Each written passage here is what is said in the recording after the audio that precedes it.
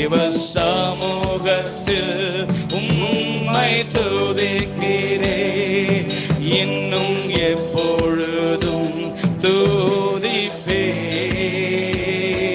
நான் உம்மை தேடவில்லை, என்னை தேடி இயேசு வந்தீ. நான் உம்மை தேடவில்லை, என்னை தேடி இயேசு வந்தீ. எனக்காக ஜீவன் தந்தீ, என்னை மீட்டு சுமந்து கொண்டீ. எனக்காக